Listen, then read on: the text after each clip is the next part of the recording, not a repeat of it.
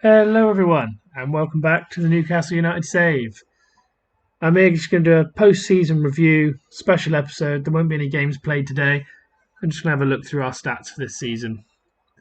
So I'll get straight into it. You'll see here, finished second place. Good result overall, I think. Not not title winning as I thought we would get, but still pretty decent nonetheless. You'll see here we scored quite a few goals. We scored 84, which I think was third best, but we also conceded the least. So defensively, we were very solid. At home, we had one of the best records, second place, and surprising to me, we actually had the best away record, level with Liverpool, but a very good away record. I actually thought that was where we dropped the majority of our points, but apparently Liverpool were even stronger than us at home. Player stats, you'll see Ronaldo had a ridiculous season, scoring 36 goals. He was on about 27, 20 games in, so he did slow down, but 118 shots, you can see why, whereas Barbosa scored 25 from 40, so we might need to work on getting him a bit more supply. Lukaku scored a few. We also had Danny Olmo up there with 15, so a brilliant season from him as well. And Niakate, our corner scoring machine, had 14. On the assist leaderboards, both of our left-footed wingers were up there. Of course, at the start of the season, both were starting, but mainly because they take those killer corners. Most shots, the only one up on there is actually Niakate, and that's because of the number of headers he wins in the box. Key passes, not a lot to see. Neres was up there along with Edwards, again because of the corners. We don't have too many players sitting inside these individual achievement spots, and that's mainly because we seem to work so well as a team rather than having one standout player who dominates the league. We're not Manchester United with Ronaldo up top. We have to make the most of our parts, basically, rather than having one solid player.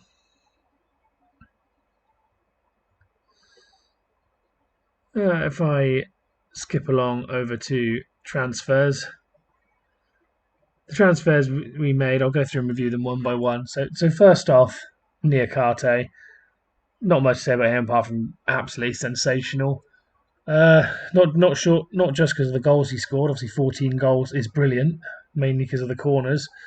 But also, you saw towards the end of the season in the games he didn't play, when he wasn't there, we just fell apart. His centre-back partner, Koundé, worth every penny that I paid for him. Slightly worse average rating, but that's due to not being on the end of as many corners due to where I have him placed. If he was in the same place, his average rating would probably be higher than Niakate's. But as a defensive pair, they were very good. Declan Rice, originally bought to be a DM, ended up being my CM holding player. As you can see, not a lot of attacking output, a lot of yellow cards, and a very average rating. But that's mainly because of the role I asked him to do. So he was okay, and we did miss him when he didn't play because he was a huge upgrade on Longstaff. Gabagol signed for the measly sum of 10 million. He had a brilliant season, 25 goals in 31 appearances. Really, really good player. Did oust Callum Wilson about halfway through the season. Before that, they shared the role, but he was just scoring at a better rate. Marcus Edwards, a lot of substitute appearances. Still quite a few starts, but you wouldn't know that from his output. Didn't score as many goals because he is on that. He did play a lot of games in that supporting winger role, but have a lot of assists and also was at times our designated corner taker. Alex Grimaldo signed to play at left back. He was my biggest disappointment, I think. 6.77 average rating, only 2 assists. Was allowed a lot to get forward and just didn't really do anything, and was defensively a liability with his poor pace and defending. Danny Olmo, probably my favourite signing. Loved watching him play. 10 assists, 15 goals, 7.31 average rating. He was absolutely spectacular, and I'd definitely recommend him for anyone looking to do a similar save. David Neres, again, originally assigned to be our right-sided inside forward, ended up being a left-sided winger. 7 goals, 14 assists. Played more games than Edwards with a similar output rate, but yeah, he was really, really good, and I would definitely recommend him too. And then Callum Chambers came in to play that right-back position. he was surprisingly effective when he did. 2 assists, 7.17 average rating. Did the job. He's not the best right back in the world, but was very serviceable for our side. He did a job, basically. A few injuries here at the end of the season. I'll just quickly hover over those, but just let you know, I will be doing a second season. I think I'll only end this save once we've won the Premier League. So I will be coming back for a second season, and there'll be a special episode on that. So as you see in the data hub, team attacking, our stats are pretty good. For expected goals and goals per game, we're one of the league leaders. Our shots per game isn't as good, maybe we're kind of mid-table on that. But I think that's because we don't create a huge amount of shots, but the shots we do create tend to be very high quality, which I'm not particularly against, to be honest. Defensively, we're not top of the league, despite the fact we conceded so few goals. I think we basically allow a lot of shots, but very low XG shots, which contributes to us conceding very few goals compared to where we are in the league. You'll see here on the scoring front, we are high scorers with clinical shooting, and that can be seen from Gabby's 25 goals from 40 shots. We are very clinical.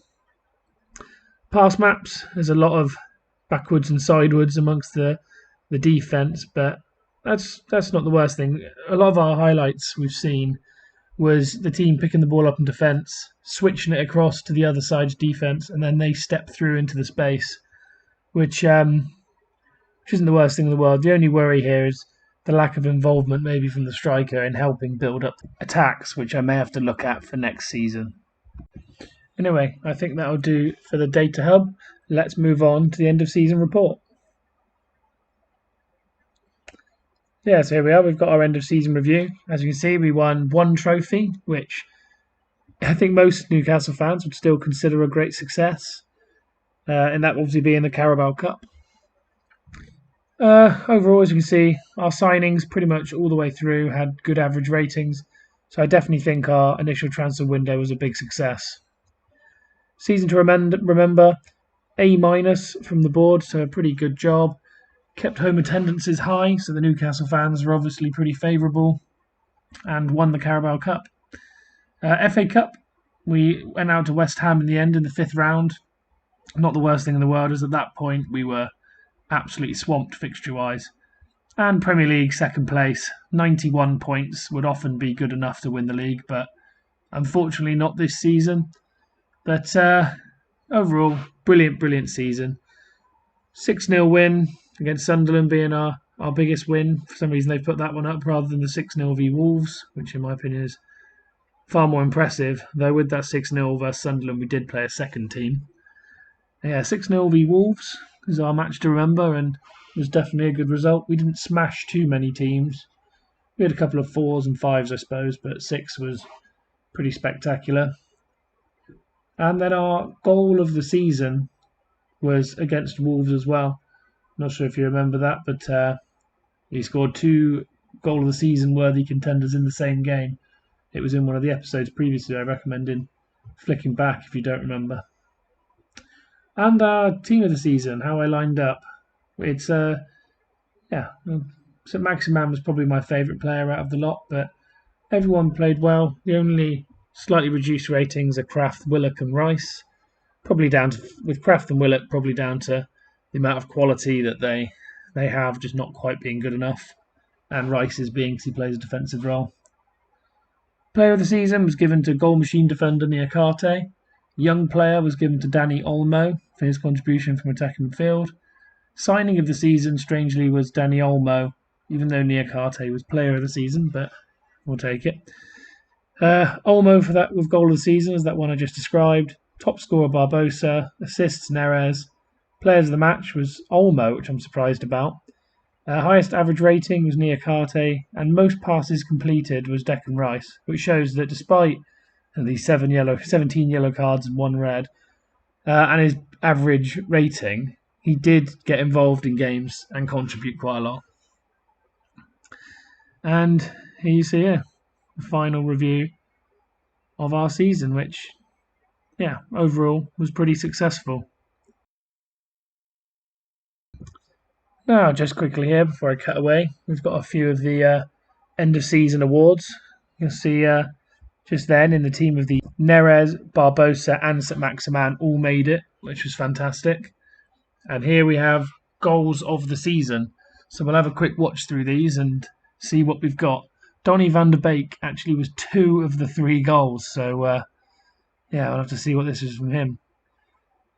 So Berg here picking up the ball, finds van der Beek, takes one touch, and it's a lovely strike into the bottom corner, but it's not dissimilar from the one that almost scored against Wolves, which I assume is what it is, their second goal, given as runner-up goal of the season. In my opinion, both his goals in this game should have been in this list, but maybe I'm biased. But yeah, this strike here, because of the way he turns, it's almost a mirror of that goal before. Maybe a little bit further out, but it's the fact that he has to turn first and then hit it that just makes it so good. And lastly, the goal of the season is this one here from, I believe it's Van der Beek again. So Sancho plays the ball out, Shaw picks it up, goes to Van der Beek, who whips it, and oh wow, yeah, I can see why that was goal of the season. Anyway, I think that'll just about do us. I hope you've enjoyed this review special, and you'll join me when we come back for the start of the next season. Take care and have a great day.